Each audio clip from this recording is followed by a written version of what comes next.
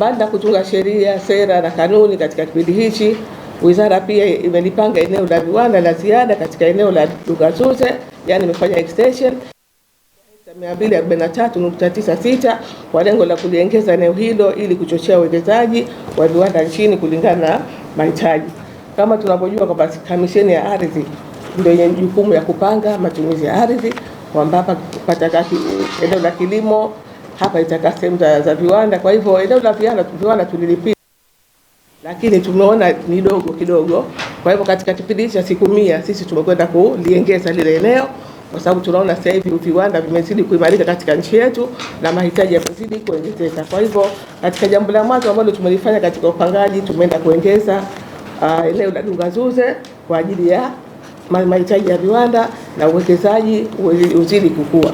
Lakini chengine, wizara kwa kushirikiana na Wizara ya Kilimo, Umwagiliaji, Maji, Maliasili na Mifugo pamoja na Shirika la Biashara la Taifa TDSTC inaendelea na zoezi la upimaji wa maeneo ya mashamba ya eka 3 kwa upande wa Pemba ili kuwapatia wananchi hati za matumizi ya ardhi kwa ajili ya kilimo cha karafuu, ambapo kwa sasa zinaendelea wizara hizi kuhakiki kwa kina majina ya wale wananchi waliokuwa wanatumia yale maeneo kwa ajili ya kutoa hati miliki.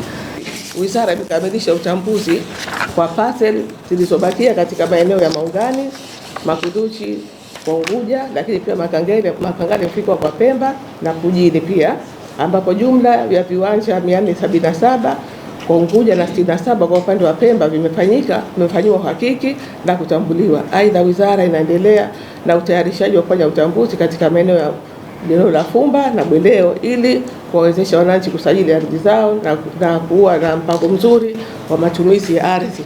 Tulikuwa tuna zoezi moja la kutambua maeneo yenye migogoro mingi. Kwa mfano Maungani tulianza kufanya utambuzi lakini hatukumaliza, lakini pia Makunduchi, lakini pia Makangale, Mfikiwa, Pujini, maeneo haya ilikuwa yanajichomoza mara kwa mara migogoro ya ardhi, tukaona ni vyema tuyatambue. Kwa hivyo tulianza lakini hatukufikia mwisho. Kwa hivyo katika kipindi hichi cha siku 100 tumemalizia maeneo haya na tumeshatoa hati miliki kwa ajili ya wananchi waliofanyiwa utambuzi. Wizara imekamilisha matayarisho ya awali ya upangaji na upimaji katika kisiwa cha Uzi kwa madhumuni ya kutayarisha mpango wa matumizi ya ardhi na kuepuka ujenzi holela.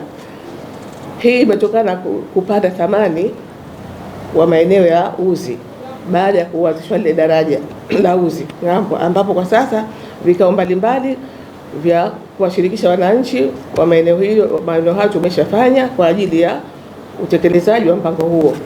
Tutakwenda kugawa sehemu ya makazi ikae wapi, lakini pia sehemu ya kilimo itaka wapi, lakini pia maeneo ya uwekezaji yatakuwepo wapi. Kwa hivyo tumeomba sana wananchi wa Uzi tufanye mashirikiano makubwa ili sasa eneo lile lisiende kuharibika, kwa sababu tumeona kwa upande wa kisiwa cha Uzi bado ilikuwa maeneo hajaharibika sana kwa sababu ya uvamizi, lakini kwa kasi ambayo wananchi wanauza viwanja.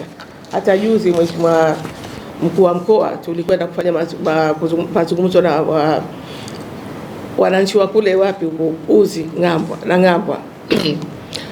Mheshimiwa Mkuu wa Mkoa akawaambia katika hati fomu za uhaudishaji, kwa sababu maeneo ambayo hakupimwa fomu zinakwenda kwa mkuu wa wilaya.